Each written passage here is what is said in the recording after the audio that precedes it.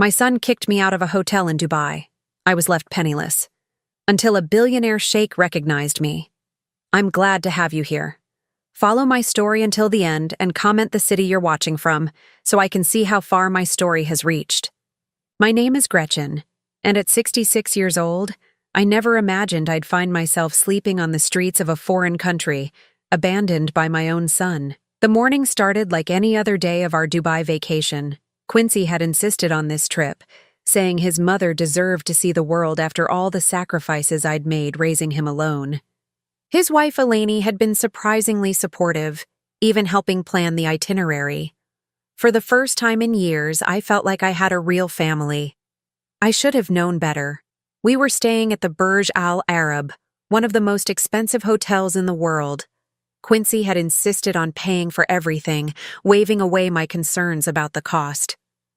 "Mom, you worked 3 jobs to put me through college. Let me spoil you for once," he'd said, that charming smile of his melting away my worries. That morning, I woke up feeling dizzy. The heat, the rich food, the excitement of the trip had caught up with me. I mentioned feeling unwell during breakfast, and Eleni immediately suggested I rest while they went shopping. "We'll bring you back something beautiful," she said, her Greek accent making the words sound almost musical. "You stay here and relax by the pool." I handed over my credit card without hesitation. "Get yourselves something nice too," I said, kissing Quincy's forehead the way I had when he was a little boy. By afternoon, I was feeling better and decided to join them. But when I went to the front desk to ask about their whereabouts, the clerk's expression grew uncomfortable. "Ma'am, I'm sorry, but your son and his wife checked out this morning. They said you'd already left." My heart stopped. "That's impossible. I've been here all day." The clerk showed me the checkout receipt. Quincy had charged nearly $8,000 to my credit card before leaving. Room service, spa treatments, shopping excursions, everything. "Where are my belongings?" I asked, my voice barely a whisper. "They took all the luggage, ma'am. They said you were meeting them at the airport." I stood there in the marble lobby, wearing nothing but the light sundress I'd put on that morning, feeling the world spin around me. No passport, no phone, no wallet, nothing. "There must be some mistake," I kept repeating, even as the horrible truth settled in my chest like a stone. The hotel manager was kind but firm. Without a credit card or identification, I couldn't stay another night. The card Quincy had used was maxed out, and when they tried to process an additional charge for my extended stay, it was declined. "Perhaps you could call your family," the manager suggested gently, but how could I call anyone when I didn't even have a phone? And the only family I had just abandoned me in a country 9,000 miles from home. As evening fell, I found myself walking the streets of downtown Dubai, my summer dress providing little protection against the desert wind. The contrast was surreal. Around me, gleaming skyscrapers reached toward the heavens, luxury cars glided past, and well-dressed tourists laughed and chatted. Meanwhile, I was becoming one of the invisible people, the forgotten ones who slipped through the cracks of this golden city. I'd never felt so alone in my life, not even when Quincy's father walked out on us when Quincy was 3, leaving us with nothing but debt and broken promises. At least then, I had my baby to fight for. Now, that same baby had thrown me away like garbage. The irony wasn't lost on me. I'd spent 33 years sacrificing everything for Quincy. I worked double shifts as a nurse, skipped meals so he could eat, wore the same clothes for years so he could have new ones. I turned down dates, opportunities, even a marriage proposal from a wonderful man named Harold, because I thought Quincy needed me. And this is how he repaid me. As the hours passed, hunger gnawed at my stomach. I hadn't eaten since that morning breakfast, and my legs were growing weak. I found a small bench near a bus stop and sat down, trying to think of what to do next. A few kind strangers offered help when they saw an elderly woman sitting alone, but the language barrier made communication difficult. How do you explain to someone that your own son stole your credit card and abandoned you? How do you admit that level of betrayal without breaking down completely? Night fell over Dubai like a curtain, and with it came a chill that seeped into my bones. The bench was hard and cold, and every time I started to doze, the sound of traffic or the murmur of late-night pedestrians would jolt me awake. I kept thinking about Quincy as a little boy, how he used to crawl into my bed during thunderstorms, whispering, "I love you, Mama," against my shoulder. Where had I gone wrong? How had that sweet child grown into a man capable of such cruelty?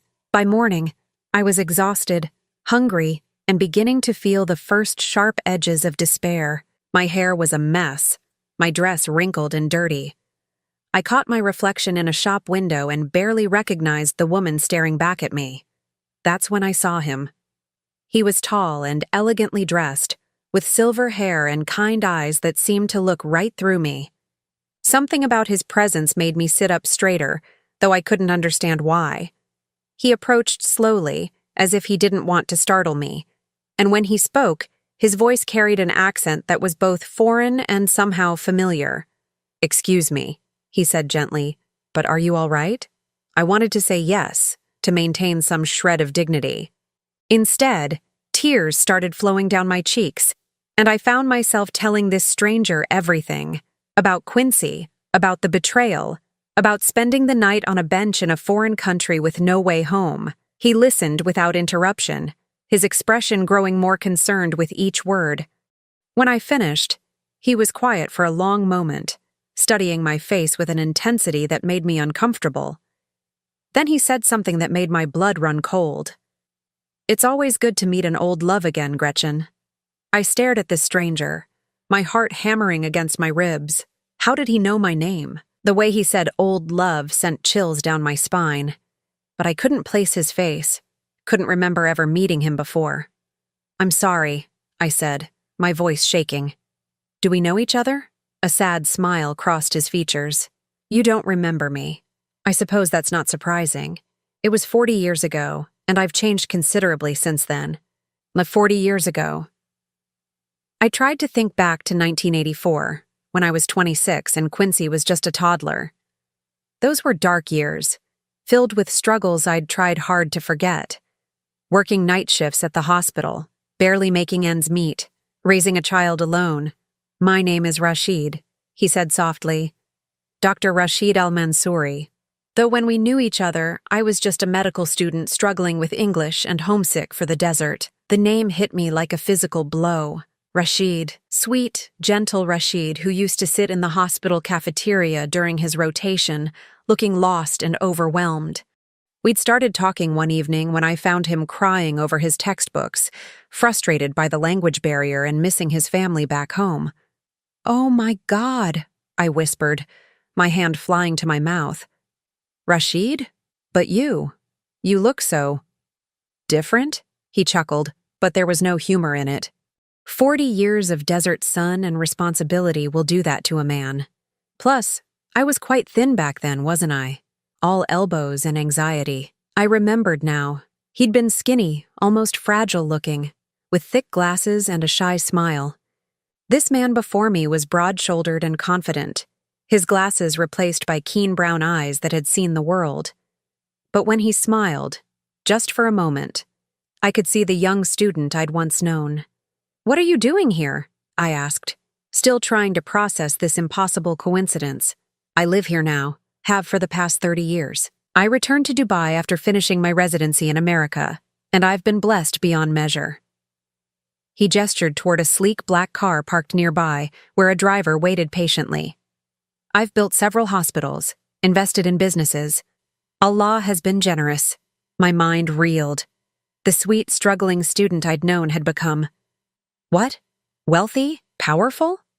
The way he carried himself, the expensive clothes, the driver, all suggested success beyond anything I could have imagined.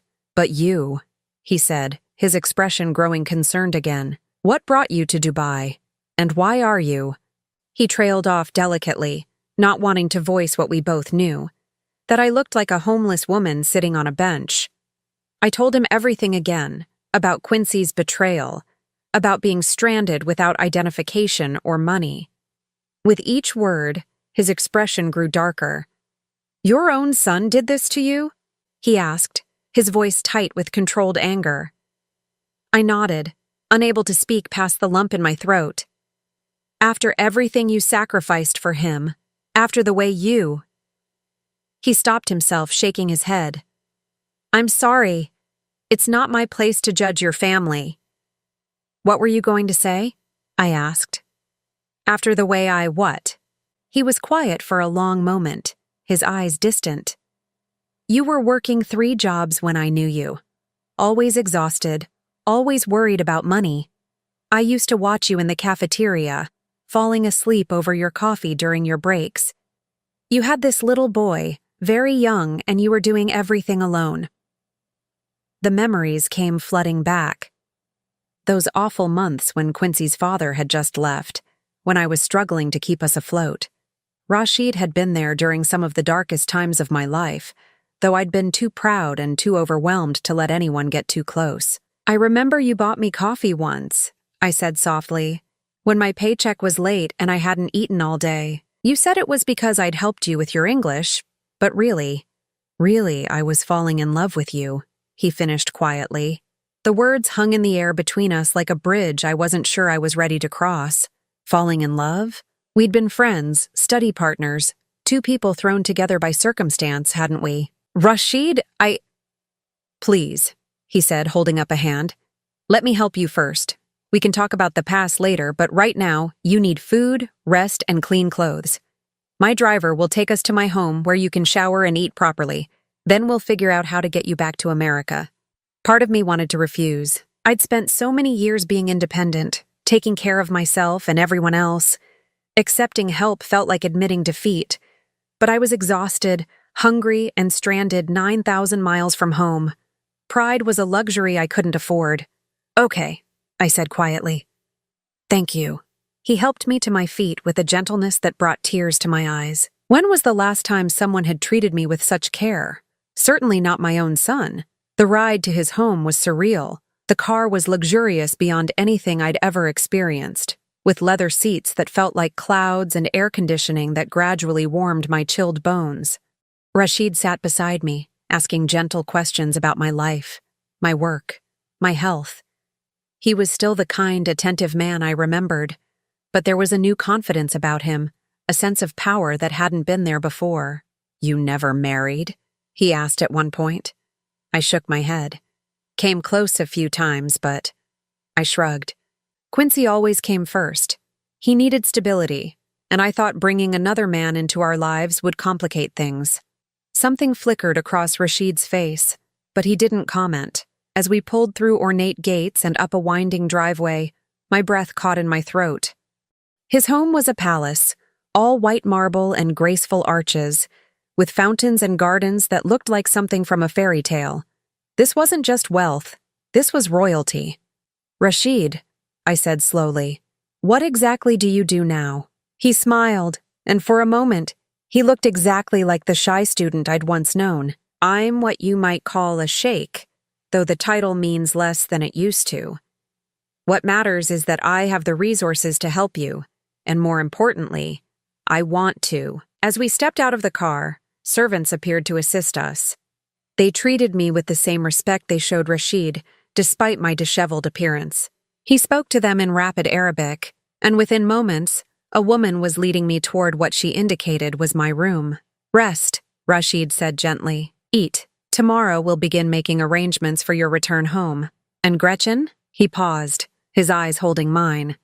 I'm glad fate brought you back to me, even under these circumstances. As I followed the servant through marble hallways lined with priceless art, my mind spun with questions. What did he mean? Brought me back to him? And why did I have the feeling that my encounter with Rashid was about to change everything? I woke up in a bed softer than clouds, surrounded by silk curtains and the gentle sound of fountains outside my window. For a moment, I forgot where I was, forgot everything that had happened. Then reality crashed back, and with it, the memory of Rashid's words from the night before. A soft knock at the door interrupted my thoughts.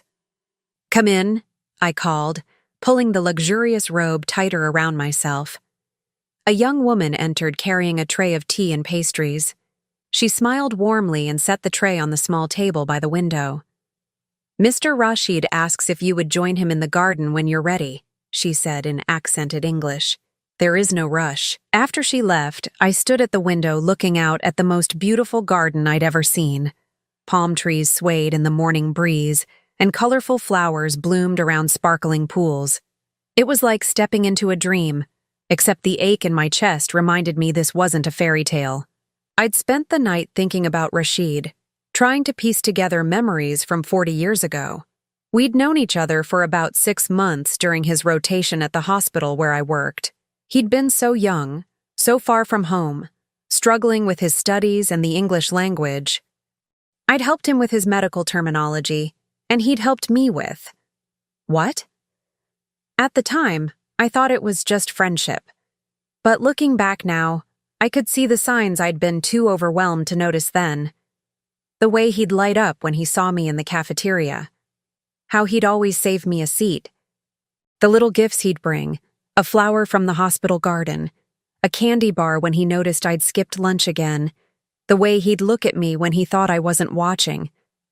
I'd been so focused on survival, on taking care of Quincy and keeping our heads above water that I'd missed what was right in front of me. After bathing and dressing in the beautiful clothes that had mysteriously appeared in my size, I made my way to the garden. Rashid was sitting at a small table under a pergola covered in flowering vines. He stood when he saw me, and I was struck again by how different he looked from the young man I'd known. "You look rested," he said, pulling out a chair for me. "Did you sleep well?" "Better than I have in months," I admitted. "Rashid, this is all so incredible. Your home, your everything. I can hardly believe it's real." He poured tea from an ornate silver service. "It is real, though I sometimes have trouble believing it myself. When I left Chicago in 1985, I had nothing but my medical degree and a broken heart." My hand froze halfway to my teacup. A broken heart? He was quiet for a long moment, staring into his tea as if it held answers to questions I didn't even know to ask. "I was in love with you, Gretchen. Completely, utterly in love. I had been from almost the moment we met." The words hit me like a physical blow. "Rashid, I had no idea." "I know you didn't. You were dealing with so much, and I was just a foreign student with nothing to offer. How could I tell you I loved you when you were working yourself to exhaustion just to survive? What could I give you? I was living on student loans and eating ramen noodles for dinner." I set down my teacup with trembling hands. "Why didn't you say anything?" "I tried to once. Do you remember the night before my rotation ended? We were in the cafeteria, and you were telling me about your plans, how you wanted to eventually become a nurse practitioner. You looked so tired, so worn down by everything you were carrying alone." The memory came flooding back. It had been late, probably around midnight. We'd been studying together, or rather, I'd been helping him prepare for his final exam while I reviewed charts for my own patients. He'd seemed nervous that night, fidgety in a way that wasn't like him. "You started to say something," I said slowly. "But then my pager went off. There was an emergency in pediatrics. A little girl with asthma," he said softly. "You ran off to help, and by the time you came back, I'd lost my nerve. The next morning I was gone. You just disappeared. I went to find you to say goodbye, but they said you'd already left. I always wondered what happened to you." He reached across the table and gently took my hand. His skin was warm, and I could feel calluses that spoke of work despite his obvious wealth. "I couldn't say goodbye to you properly. I knew if I looked into your eyes one more time, I wouldn't have been able to leave. And I had to leave. My family expected me to return home, to fulfill my obligations here." "What obligations?" "My father owned several businesses, including a small hospital. I was his only son, and it was my duty to take over. I came back to Dubai and threw myself into work, trying to forget you, but I never could." I stared at him, trying to process what he was telling me. "You thought about me all these years?" "Every day." His thumb traced gentle circles on the back of my hand. "I built the first hospital in your honor, though no one knew it. I named the pediatric wing after you, Gretchen's Garden, though I told everyone it was named after my grandmother. Every time I walked through those halls, I thought about how you would have loved working there, how your kindness would have touched so many children's lives." Tears spilled down my cheeks. "Rashid, I married once," he continued, his voice growing heavy. A woman my family chose for me. She was beautiful, well-educated, from a good family. I thought I could learn to love her, that it would be enough, but I couldn't give her my whole heart, because you still had it. She knew. After 3 years, she left me for a man who could love her the way she deserved. I'm so sorry. He shook his head. Don't be. She found happiness, and I learned that some hearts can only love one person completely. After that, I focused on my work, on building something meaningful. I expanded the hospital, opened 2 more, invested in medical research. I told myself it was enough. And now? He lifted my hand to his lips and pressed a gentle kiss to my palm. Now I discover that the woman I never stopped loving has been struggling alone all these years, while her own son treats her like garbage. It breaks my heart, Gretchen. You deserved so much more. I pulled my hand free, suddenly overwhelmed. This is too much, Rashid. 40 years have passed. We're different people now. I'm 66 years old. My son hates me. I have nothing to offer you. You have everything to offer me, he said firmly. You're still the woman who worked 3 jobs to support her child. Still the woman who stayed late to help a struggling foreign student with his English. Still the woman who chose sacrifice over selfishness every single day. That's who you are, Gretchen. Not what your son did to you. Before I could respond, his phone buzzed. He glanced at it and frowned. It's my assistant. There's something urgent at the hospital. He looked up at me apologetically. I'm sorry. I need to take this call. We'll continue this conversation when I return? I nodded, needing time to process everything he'd told me. As he walked away, speaking rapidly in Arabic, I sat in the beautiful garden trying to make sense of my emotions. Here was a man who'd loved me for 40 years, who'd built an empire while thinking of me every day. Meanwhile, I'd spent those same 40 years sacrificing everything for a son who'd thrown me away the moment it became convenient. I thought about all the chances I'd missed because I was afraid to put myself first. Harold, the accountant who'd wanted to marry me when Quincy was 12. I'd turned him down because I thought it would confuse my son.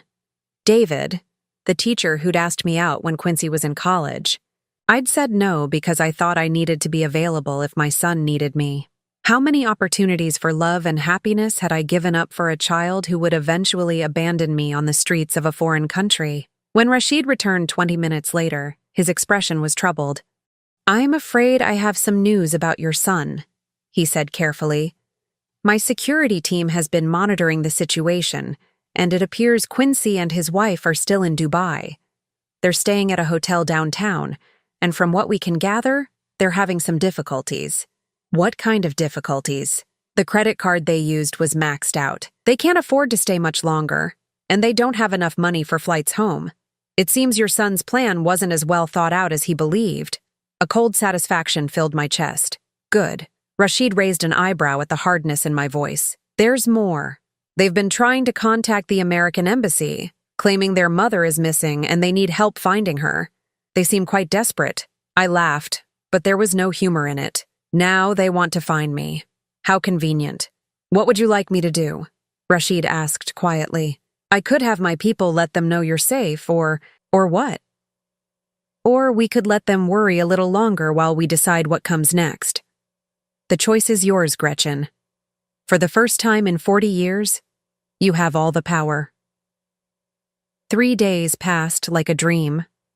Rashid showed me his world, his hospitals, his charitable foundations, the medical schools he'd built. Everywhere we went, people treated him with deep respect, and by extension, they treated me like royalty. It was overwhelming and wonderful at the same time, but it was the quiet moments that meant the most. Our morning conversations over tea, the way he listened when I talked about my work as a nurse, how he remembered tiny details from 40 years ago. He told me about his mother, who'd passed away 5 years earlier, and how she'd always wondered why he never brought a woman home to meet her. I told her once that my heart lived in America, he said, as we walked through the pediatric wing of his newest hospital. She said that was the most romantic and most tragic thing she'd ever heard. On the 3rd evening, as we sat on his terrace watching the sunset paint the Dubai skyline in shades of gold and pink, Rashid grew quiet and serious. "I have something to ask you," he said, turning to face me. "And I want you to know there's no pressure, no expectation. If you say no, I'll arrange for your flight home tomorrow, and you'll never have to see me again." My heart started racing. "What is it?" He took my hands in his, and I could feel them trembling slightly. This powerful man, this sheikh who commanded respect from everyone around him, was nervous talking to me. "Stay here," he said simply. "Stay in Dubai. Stay with me." I opened my mouth to speak, but he held up a hand. "Please, let me finish. I know it sounds crazy. I know we've only just found each other again after 40 years. But Gretchen, I never stopped loving you. I never stopped hoping that somehow, someday, fate would bring you back to me. Rashid, I'm not asking you to marry me tomorrow, though I'd be honored if someday you'd consider it. I'm asking you to give us a chance. Give yourself a chance to be loved the way you deserve.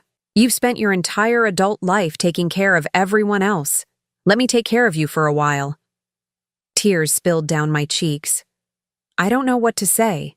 Say you'll think about it. Stay another week, another month. Let me show you what life could be like here. You could work at the hospital if you wanted, though you'd never have to work again if you chose not to. You could travel, study, pursue all those dreams you put on hold, or you could simply rest and let someone else worry about everything for a change." Before I could answer, his phone rang. He glanced at it and sighed. "It's my head of security. I should take this." He stepped away to answer, and I heard him speaking in rapid Arabic, his tone growing increasingly sharp. When he returned, his expression was grim. "Your son is at the embassy again. This time he brought reporters with him. He's claiming you've been kidnapped by terrorists and demanding the American government intervene to find you." I felt my blood pressure spike. "He what?" "He's telling them his elderly mother disappeared from their hotel and he believes she's been taken by extremists. The story is gaining traction on social media. The hashtag #FindGretchen is trending." I stood up so fast I knocked over my teacup. "That manipulative little bastard." Rashid's eyebrows shot up at my language, but he didn't comment. "There's more. He set up a GoFundMe page asking for donations to help rescue you. He's already raised over $15,000. "Of course he has," I said bitterly. "Even my disappearance becomes a way for him to make money." "My security team says the embassy is starting to ask questions. Soon they'll want to involve local authorities. If this continues, it could become an international incident." I paced across the terrace, my mind racing. Quincy wasn't just trying to find me now. He was building a public narrative that painted him as the devoted son desperately searching for his missing mother. If I surfaced now, would anyone believe the truth? Or would they see an old woman who'd been brainwashed by her captors? "We need to end this before it goes any further," I said finally. "But I want to do it on my terms." "What do you have in mind?" I turned to look at him. This man who'd loved me faithfully for 40 years while I'd wasted my devotion on someone who saw me as nothing more than a resource to be exploited. "First, I want to see him. I want to look Quincy in the eye and tell him exactly what I think of him and his pathetic wife. And then," I paused, meeting Rashid's hopeful gaze, "and then I want to accept your proposal." His face lit up like the sunrise. "You mean it?" "I mean it. I've spent 66 years putting everyone else first. It's time I chose happiness for myself." He pulled me into his arms and kissed me, gentle and sweet, full of 40 years of longing. When we broke apart, I felt like a different woman. Not the exhausted nurse working herself to death, not the abandoned mother sleeping on park benches, but someone worthy of love and respect. "How do you want to handle your son?" Rashid asked. "Set up a meeting, somewhere public where he can't make a scene. And I want your security team there, recording everything. If he tries to spin this later, I want proof of what really happened." The next morning, Rashid's assistant called the embassy and arranged for Quincy and Eleni to meet with me at a neutral location, a conference room at one of Dubai's most prestigious hotels. They were told only that I was safe and wanted to speak with them. I spent an hour getting ready, with Rashid's stylists helping me look my absolute best. I wore a designer dress in deep blue, real jewelry, and professional makeup. I looked like what I was now, the beloved companion of one of Dubai's most influential men. When Quincy and Eleni walked into that conference room, Their jaws dropped. They'd expected to find a broken old woman grateful to be rescued.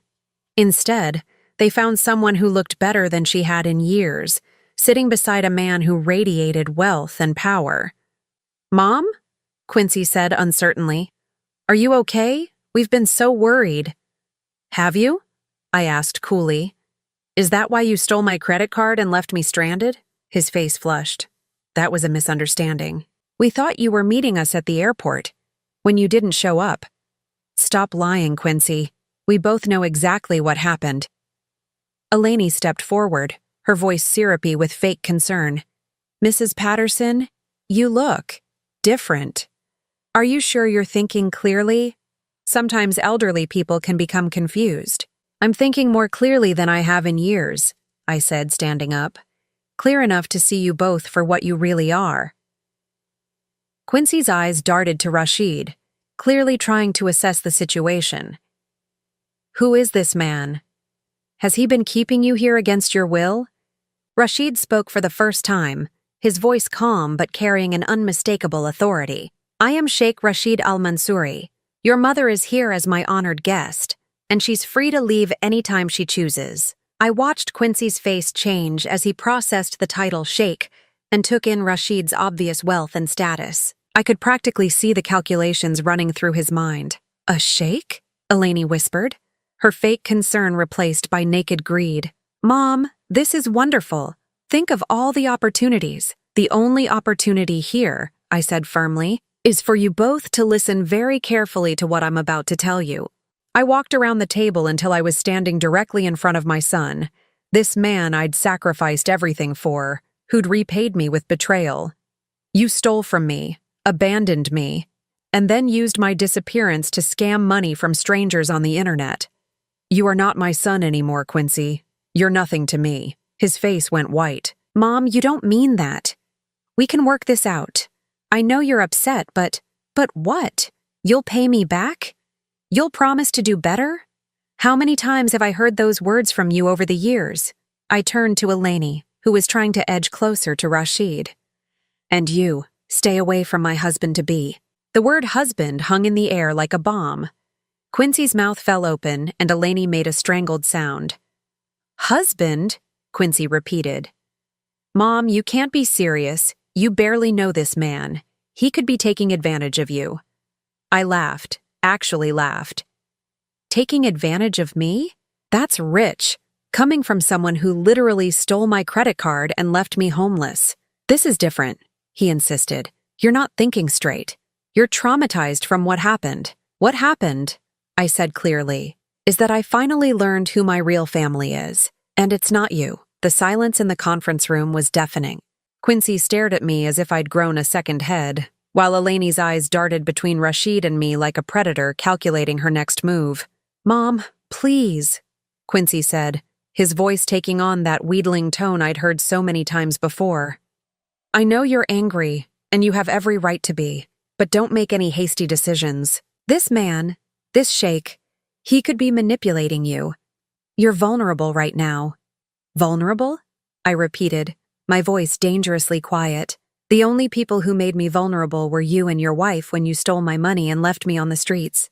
Rashid placed a gentle hand on my arm, and I drew strength from his presence. For 40 years, this man had carried love for me in his heart. Meanwhile, the son I'd devoted my life to had been planning to rob and abandon me. "Perhaps we should discuss practical matters," Rashid said smoothly. "Your hotel bill, for instance. I understand you're having some financial difficulties." Quincy's face flushed red. "That's temporary. We're sorting it out." "With the $15,000 you crowdfunded from your Missing Mother campaign?" I asked. The color drained from his face. "How did you—" "I know everything, Quincy.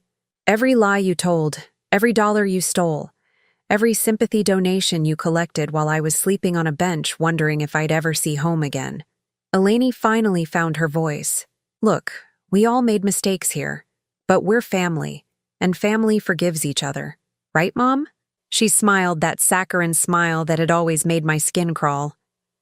"I'm sure we can put this behind us and move forward, especially now that you've found such a generous friend." The way she said generous made my stomach turn. Even now, even after everything, they were already calculating how to profit from my relationship with Rashid. "You're right about one thing," I said. "Family does forgive each other, but you're not my family anymore." "Don't say that," Quincy pleaded. "I'm your son. I made a mistake, but I'm still your son." "No," I said firmly. "My son wouldn't have left his mother homeless in a foreign country. My son wouldn't have stolen from the woman who worked 3 jobs to put him through college. My son wouldn't have exploited my disappearance for money while I was suffering." I walked over to where Rashid sat and took his hand. His fingers intertwined with mine, strong and reassuring. This man loved me when I had nothing. He remembers the woman I was before I was worn down by years of your selfishness. He sees value in me that goes beyond what I can provide financially. "But I love you too," Quincy said desperately. "You're my mother. I've always loved you. No, you loved what I could do for you. The money I provided, the problems I solved, the sacrifices I made so your life would be easier. But me, the person I am, you never saw me at all." Rashid's assistant knocked and entered, carrying a folder. He whispered something in Arabic to Rashid, who nodded grimly. "What is it?" I asked. "The final details about their financial situation," Rashid said, opening the folder. "It's worse than we thought. The hotel bill is nearly $12,000. They have maximum debt on 3 credit cards, all in your name, Gretchen, the cards they've been using since arriving in Dubai." My blood ran cold. "They opened credit cards in my name?" "Using your personal information, your social security number, your address. The applications were submitted online 2 weeks before your trip." I stared at Quincy in horror. This hadn't been a spontaneous betrayal. They'd planned this for weeks, maybe months. The loving son routine, the insistence on this expensive vacation, the way they'd convinced me to hand over my credit card, it had all been calculated. "You planned this," I whispered. "This whole trip was a setup." Quincy's face crumpled. "Mom, let me explain." "Explain what? How you committed identity theft? How you premeditated abandoning your elderly mother in a foreign country? We needed money," he burst out. "Do you have any idea how expensive everything is? The house payments, Elaine's medical school loans, the car payments. We're drowning, and you were just sitting on that nest egg doing nothing with it. That nest egg was my retirement fund. The money I saved working double shifts for 30 years so I wouldn't be a burden on anyone in my old age. But you were going to leave it to me anyway," he said, as if that justified everything. "We just needed it sooner." The casual entitlement in his voice was breathtaking. He genuinely believed he had a right to my money, my security, my future. "You were never going to inherit anything," I said quietly. "I changed my will 6 months ago." His face went white. "What?" "I left everything to charity, to organizations that help single mothers, actually. I saw too much of myself in them. Women struggling alone while the fathers of their children disappeared." Elaine made a choking sound. "You can't be serious." "Completely serious. The only thing you were going to inherit was my love and my respect. But you threw that away for a few $1,000s in credit card fraud." Quincy slumped in his chair like a deflated balloon. For the first time since this confrontation began, he seemed to grasp the magnitude of what he'd lost. "We can fix this," he said desperately. "I'll pay back every penny. We'll get counseling, work on our relationship. Please, Mom, don't throw away 33 years over one mistake." "One mistake?" I repeated incredulously. "Quincy, you've been taking advantage of me for years. Every time you needed money for a new business venture that failed. Every time Elaine wanted something expensive and you came crying to me about your financial problems. Every time you made me feel guilty for not doing more, giving more, sacrificing more." I stood up, feeling suddenly exhausted by the weight of all those years of manipulation and guilt. "The only mistake I made was enabling you for so long. But that ends today." Rashid stood beside me, his presence a reminder that I wasn't alone anymore. "I think this meeting is over," he said firmly. "Ms. Patterson has made her position clear." "Wait," Elaine said, panic creeping into her voice. "What about our hotel bill? What about getting home? You can't just leave us stranded here."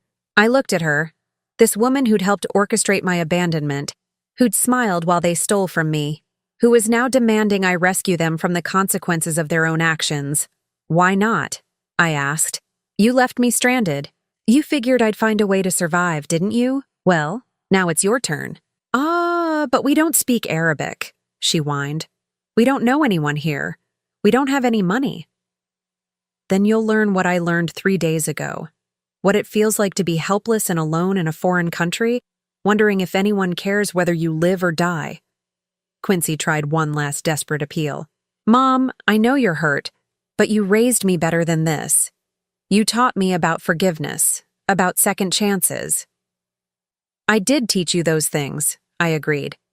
I also taught you about consequences, about treating people with respect, about basic human decency. Apparently, you chose to ignore those lessons. I picked up my purse and moved toward the door. Rashid followed, but I paused at the threshold. The money you raised with your fake campaign about finding me? Donate it to charity.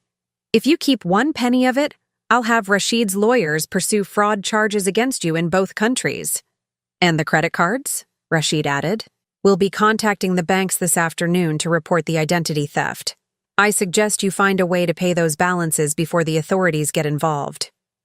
As we left the room, I could hear Eleni crying and Quincy pleading with her to stay calm. Their voices faded as we walked down the elegant hotel corridor, and with each step, I felt lighter. How do you feel? Rashid asked as we reached his car. I considered the question seriously. How did I feel? Free, relieved, sad for the relationship that could have been but never was. And underneath it all, a deep sense of rightness, as if I'd finally stepped off a path that was never meant for me, and onto one that led toward happiness. I feel like I can breathe again, I said finally. For the first time in years, I feel like I can breathe. He squeezed my hand as his driver opened the car door. Then we made the right choice. As we drove away from the hotel, I didn't look back. Quincy and Eleni would figure out their problems, or they wouldn't. Either way, it was no longer my responsibility. For the first time in my adult life, my only responsibility was to myself. 6 months later, I stood on the balcony of what was now our home, watching the sun set over the Persian Gulf. The wedding ring on my finger caught the golden light, still new enough to surprise me when I caught sight of it. Mrs. Gretchen Al-Mansouri. Even after all this time, it felt like a beautiful dream. Rashid found me there, as he did most evenings, slipping his arms around me from behind and resting his chin on my shoulder. What are you thinking about? He asked softly. Everything, I said, leaning back against his warmth. 6 months ago, I was sleeping on a bench, convinced my life was over. Now you're exactly where you belong, he finished, where you always belonged. The transformation had been gradual but profound. Rashid had been true to his word about giving me space to adjust, never pushing, always patient. Our courtship had been a revelation. Flowers appeared on my breakfast tray, not because I expected them, but because he remembered I'd once mentioned loving jasmine. Books materialized in my room, carefully chosen based on casual comments I'd made about my interests. He listened to everything I said as if my words were precious gems. The wedding had been small but elegant, held in his private garden with only a few close friends and family members present. I'd worn a dress the color of champagne, and Rashid had cried when he saw me walking toward him. 50 years old when we first met, he'd told me later, and he'd never cried at a wedding until his own. We'd honeymooned in Morocco, staying in a riad in Marrakesh where Rashid showed me the Medina and taught me to bargain for spices and silks. For the first time in my life, I had a partner who wanted to share experiences with me, not someone who expected me to finance and organize everything while they enjoyed the benefits. Any word from... He started to ask, then stopped himself. From Quincy? I finished. You can say his name, Rashid. It doesn't hurt anymore. There had been word, actually. Quite a bit of it, though I hadn't shared all the details with Rashid. Quincy and Eleni had eventually made it back to the United States, though not without consequences. The identity theft charges had followed them home, resulting in legal fees they couldn't afford and credit problems that would follow them for years. The house they'd been struggling to pay for had gone into foreclosure.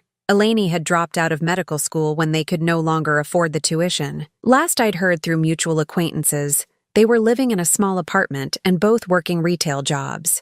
Quincy had written me several letters, each one more desperate than the last. The first had been full of righteous anger, accusing me of abandoning my family for money and status.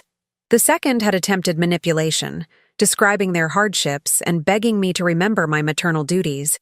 The third had been different, quieter, acknowledging some of what he'd done wrong while still making excuses. I'd read them all, felt the familiar tug of guilt and responsibility, and then filed them away unanswered. That part of my life was over. I heard from Gladys yesterday, I told Rashid, referring to my former neighbor back home. She said Quincy came by the house asking if I'd left any forwarding information. And?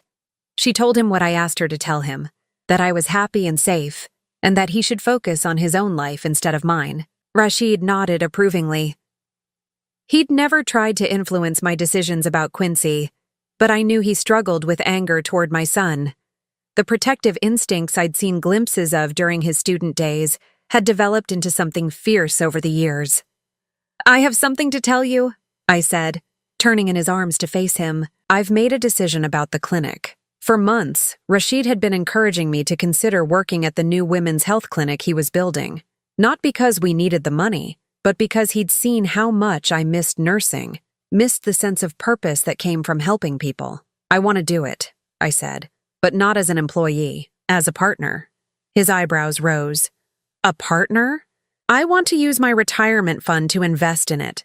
Make it a joint venture between us. I have ideas about how to structure the services, ways to reach women who might not otherwise seek care. Gretchen, you don't need to invest your own money. I have more than enough to fund the entire project. I know, but I want to contribute something that's mine. For 40 years, I defined myself by what I could do for other people. Now I want to build something because I choose to, because it matters to me, not because someone else needs me to. He studied my face carefully. Are you sure? Once that money is invested, it's not your safety net anymore. I smiled, thinking of how different this conversation was from any I'd ever had with Quincy. Rashid wanted to make sure I was making the right choice for me, not trying to convince me to give him access to my resources.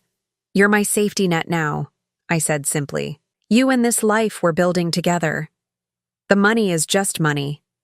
I'd rather use it to do something meaningful than let it sit in an account gathering dust. He kissed me then, soft and sweet, tasting of the mint tea we'd shared after dinner. When we broke apart, his eyes were bright with unshed tears. I love you, he said, not just for who you were 40 years ago, but for who you've become. For your strength, your compassion, your ability to start over when others would have given up. I love you too, I said. Thank you for seeing me when I couldn't see myself. That night, as we sat in our study going over the clinic plans, my phone buzzed with a text from an unknown number. I almost ignored it, but something made me check. It was from Quincy. I saw the announcement about your clinic in the International Herald Tribune. I'm proud of you, Mom. I hope you're happy.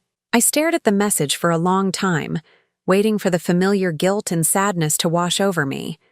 Instead, I felt something I hadn't expected, a kind of peaceful closure. I showed the message to Rashid. What do you think?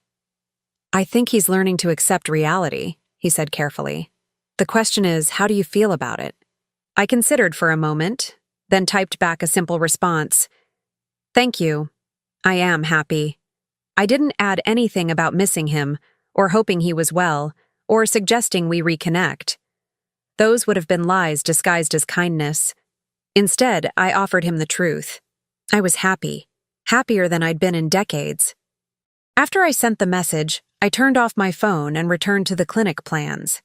We worked until nearly midnight, designing treatment rooms and discussing staffing needs, building something meaningful together. 3 years later, the Gretchen Al-Mansouri Women's Health Center had become one of the most respected medical facilities in the region. We treated everyone regardless of their ability to pay, from expatriate wives struggling with depression to local women seeking reproductive health services. I'd found my calling again, but this time on my own terms. No more exhausting night shifts, No more choosing between work and rest.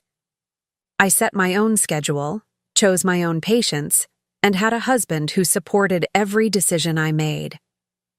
On quiet days, I sometimes thought about alternate realities. What if I'd been braver 40 years ago? What if I'd told Rashid how I felt before he left Chicago? What if I'd recognized Quincy's selfishness earlier and set boundaries when he was young enough to learn from them? But those thoughts no longer brought pain. Everything I'd experienced, every sacrifice I'd made, every heartbreak I'd endured, had led me here. To this life, this love, this sense of completion I'd never imagined possible. Sometimes, the greatest gifts come disguised as the worst betrayals. Quincy's cruelty had set me free to discover what real love looked like. His abandonment had led me back to the one person who'd never stopped believing I was worth cherishing. I was 66 years old when my life truly began. It's never too late to choose happiness over obligation, love over duty, yourself over everyone else's expectations. On my 67th birthday, Rashid surprised me with a small ceremony at the clinic. He'd had a plaque made for the entrance, one that brought tears to my eyes, dedicated to women everywhere who found the courage to start over. As I read those words, I thought about the woman I'd been just a year before, exhausted, used, convinced my best years were behind me. She never could have imagined that her darkest moment would become the doorway to her greatest joy. The sun was setting over Dubai, painting the sky in shades of gold and rose. Rashid took my hand as we stood in front of our clinic, our dream made manifest. "Any regrets?" he asked softly. I thought about Quincy, probably sitting in his small apartment somewhere, still wondering how his foolproof plan had backfired so spectacularly.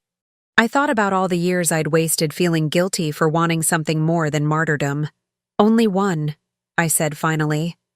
"I regret that it took me so long to realize I deserved to be happy."